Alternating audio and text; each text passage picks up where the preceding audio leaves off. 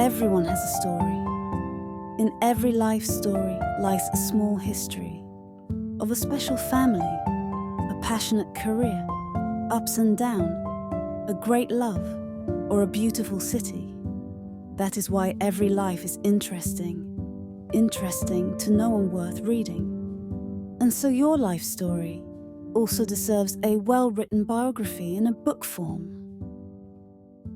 Of course, you can write your own story because you have your own memories, but writing as an art is a profession, so you have to make beautiful stories and beautiful scenes, and then a biographer is required.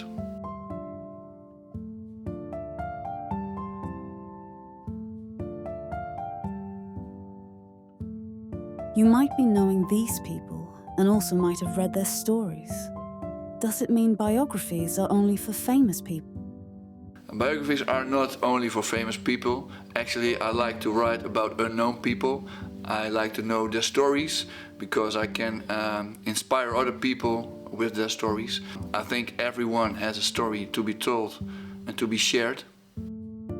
Life stories deserve to be recorded so that future generation and other interested parties can read them again many years from now. Tim feels good capturing life stories of his clients' parents, grandparents in a book. A friend of mine told me that he wanted to know his grandfather better, but all the stories were gone. So how beautiful is it then to have a book of your grandfather, or grandmother, or mother, father, and you can write the stories again if you want. I am a professional journalist, and human stories are the best thing for me because I'm interested in other people. I'm writing a weekly article, obituary, that's called From Cradle to the Grave, for AD Utrecht Nieuwsblad, and it's about deceased people in Utrecht, and that suits me so well that I thought, I have to put it bigger. I want to write books, so that was my inspiration to write biographies. And the life stories came up, and in a sort of meditation, I saw books, and I thought, that's my path. And then a year later, after that meditation, for the article series From the Cradle to the Grave, I was writing about Nol Kooijmans, a wrestler from Utrecht, and I was interviewing his wife. And his wife told me that Nol always wanted to write a book about his life, but now he was dead, and the woman still wanted the book for her man, and asked me to write the book. And the answer came yes. It was totally yes. So I started to make a journey through the life of Nol.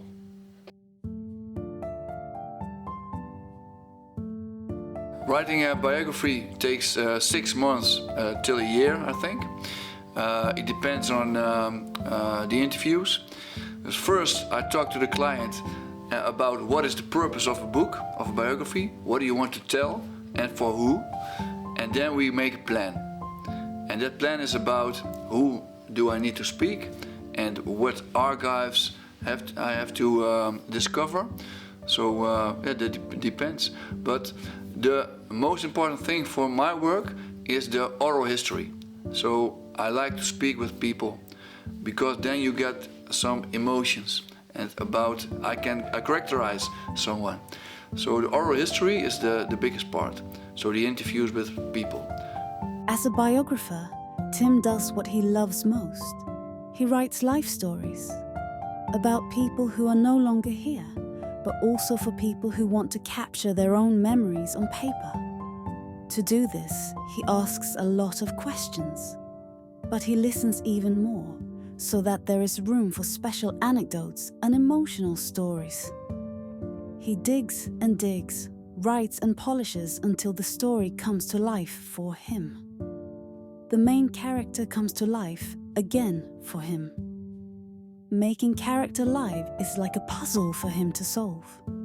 And once that puzzle gets solved, Life of that character comes in a book that reads like a novel. I make a character alive by example. You can tell me about a person that he is social, or she is social, or introvert, but without examples you don't have a good story. It's very easy for me to write about someone I never met, because I only need stories from other people. So it's very easy. When I've interviewed someone, then the story will form in my head, and I know where to begin, the creative process. But none of my biographies are the same. So I write it for a client, and I adapt the form to my client and to the purpose of the book. So it's always a nice creative journey also for myself. Sometimes it's emotional also, to see a beautiful book and all the photographs in it. So yeah, for me it's very nice to round up things. For Cradle to Grave I talked to several people, and I portrait several people. It's about young people, old people, and the stories are sometimes very sad. One of the stories from Cradle to Grave is about Mette, a young girl, and she died at 18 years old, and she had epilepsy. And I talked to her father and her mother, and it was a very hard interview, but I take the time, and I'm not afraid from silence. You know, I can wait till the stories will come. In 18 years you can do a lot, and because my articles aren't about what you did, it's about your character. So I can characterize someone young, and then you can also get inspired. So the story about Mette was, for me, I really felt her. So she was a very artistic girl, she was a very emotional girl, so I gave examples of that, about her life at the scouting in Zeist. And so I think people who read it really were touched by it. So that's my purpose. And I like to also to write about young people, because they also have something to say and something to inspire people. Tim is mostly interested in people's stories and always wants to connect to surrounding people and environment. He works as a volunteer in his neighborhood collaboration space, Our Own, at Utrecht Leidschrein, to connect with people.